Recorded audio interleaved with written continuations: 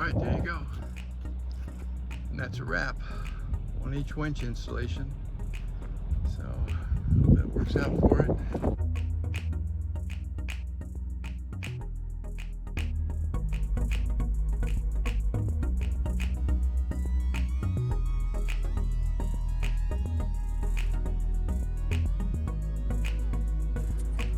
Alright, welcome to the channel. In this episode, the tracker, the 94 tracker, is going to get a winch today. So we've got a winch coming today, and right now we're taking measurements and looking where we're going to put it at and where we're going to place it at. It's a little small winch. It's only 4,500 pound towing capacity, and that's ample. That's way more than enough for this 2,500 pound tracker. So that's what we're going to do today, so stay tuned.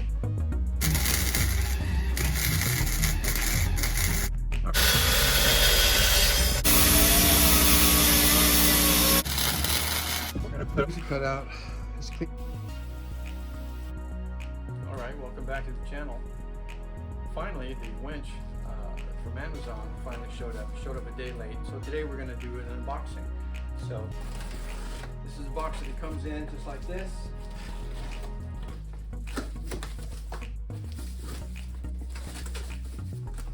Owner's manual. This is called the XPV Auto 4,500 pound capacity ATV UTV winch. So got a little booklet right there. Here's a mounting plate that comes with it. As you see, it's pretty small.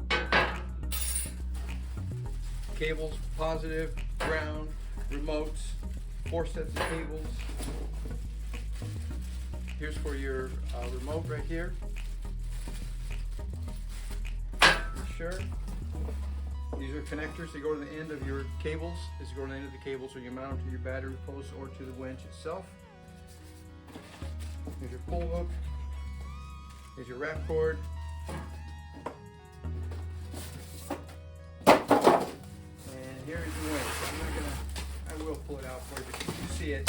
Oops, that was good. There's the winch. Here's your roller.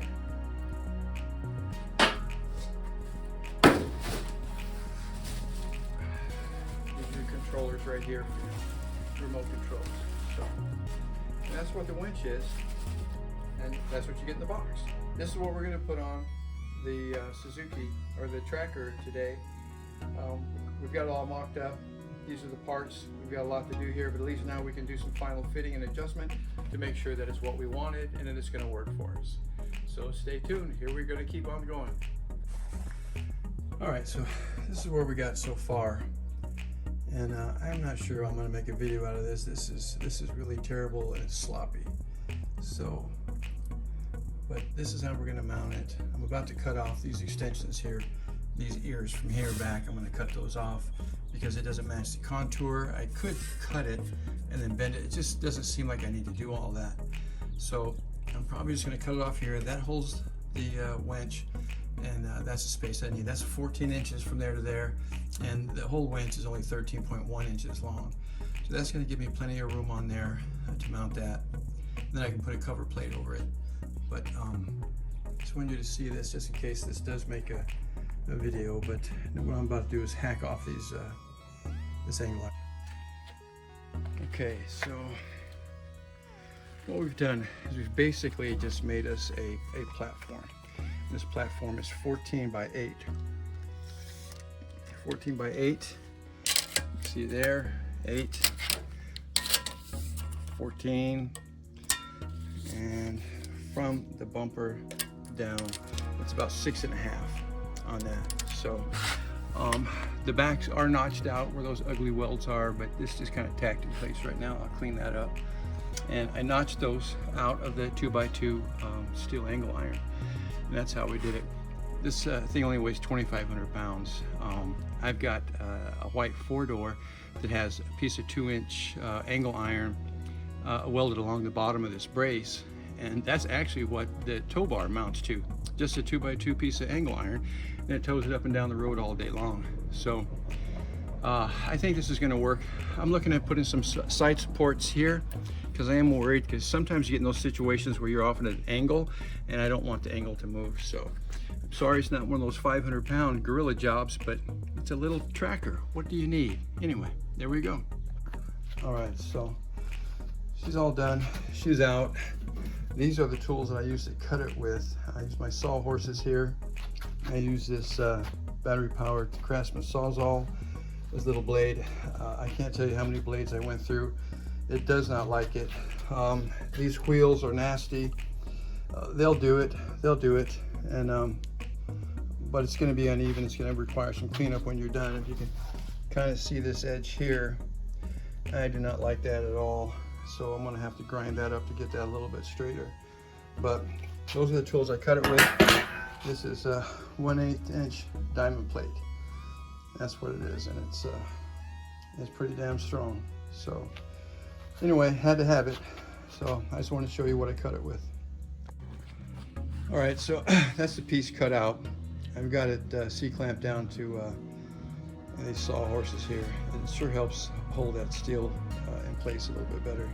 I could put it in a vise, but I'm going to try to do it right here. What I'm going to do is I'm going to try to grind this edge, and if you see it this way, you see it's not exactly straight, so I'm going to try to clean that up with this grinder. So I'm not going to videotape that for you. I'm sure you've seen a grinder at work before. So all right, so here's the cutout. It's cleaned up enough for me. It looks good. I'll scuff the finish before I paint it. Right now I'm just trying to find out how to mount it. So what I've done here is I've drilled 2 holes here. We just got her mocked up right here, and it's held in place by that C-clamp, and I sprayed some paint through those holes to mark my holes, and I'll know where to drill at. So we're going to do that next, and then we're going to put a couple bolts in there, hold it in place, then weld some tabs up on front on the top there under the bumper, so we can bolt it down to it. So okay. All right, so that's all mocked up. I actually drilled through those bottom holes, at least some pilot holes in there. And now what we're going to do is we're going to make some ears to go up on the bottom of that bumper so that this plate will be able to bolt to it. I need this plate to be removable, and that's going to give us access to the winch if we have to pull it out or make repairs or do something. We'll be able to pull this plate off and have 6 bolts holding it on in place. It also provides a little bit of support for the weight of the winch, but I really don't think we're going to need that so much. So what we have over here is I have a piece of 1-inch angle iron, and that's where we're going to make our ears. I've already marked them in 1-inch spots. I'm going to cut out 4 ears right now. That's what we're going to do next.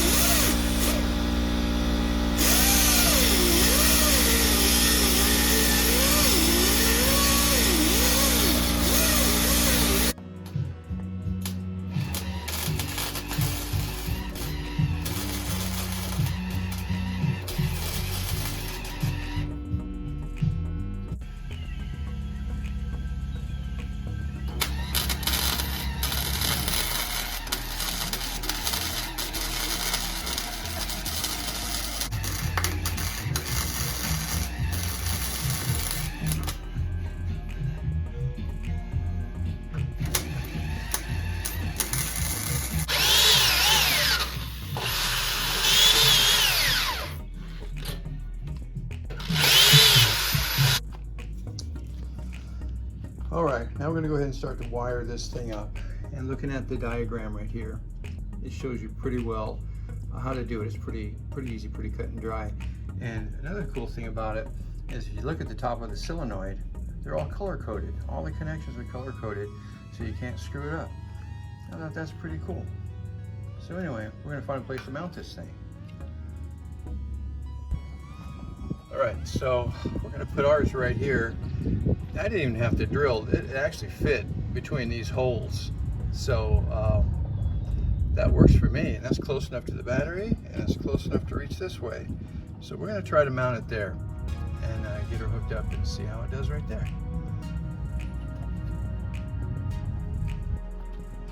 All right, now we're going to run this blue cable, and this goes from the forward side of the winch to the solenoid and marked blue.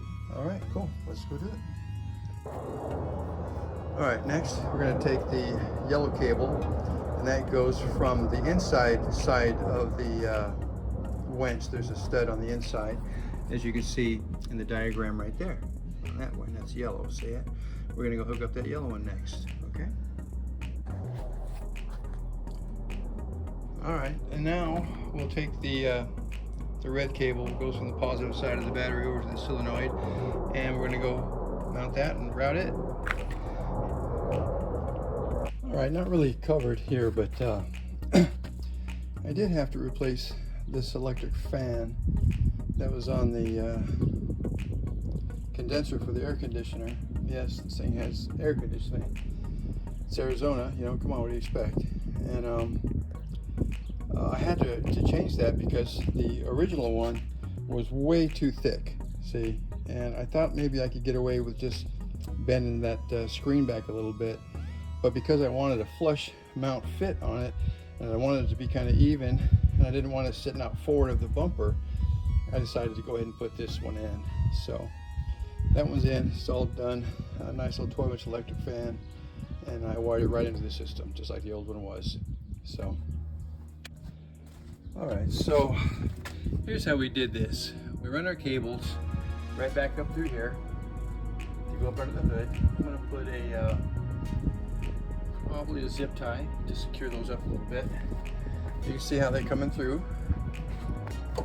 Right through here, up to here. Solenoid is mounted here. Here's this power switch I put right here. Cables are all hooked up. And then we got these zip ties to try to organize everything. And we need to clip those off.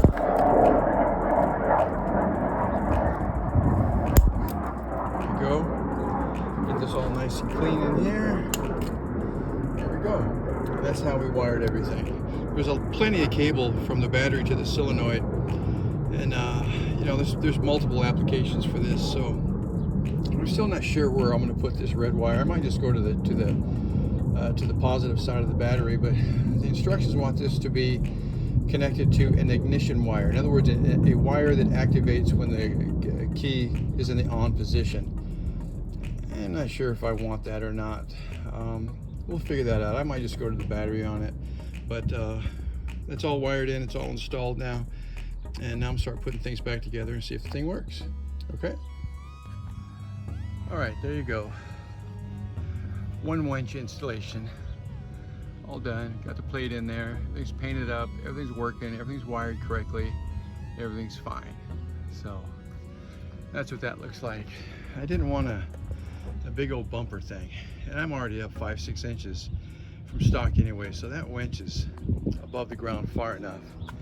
And then what I like to do is I like to contour this plate, and I wanted it to be straight down in the front, which it did, and then the plate is contouring with the bumper. So just like this. So there we go. See it? There we go. And that's how it looks. So I think that'll work for me. I don't have some big old giant bumper sticking out there in the way. So anyway, that's what it looks like. Now you get a peek of the lift that it has. So that's 5 inches. That's 3-inch Cal Mini, 2-inch spacer. The back's only got a 1-inch spacer in it. I'll explain that in the lift video. There was a body lift video that I was doing, and it became such a problem that I had to stop and make some changes. But anyway, there's your winch and your winch plate. It's all mounted up in there, ready to rock and roll. So there you go. Very nice, very nice. Nice. All right, good.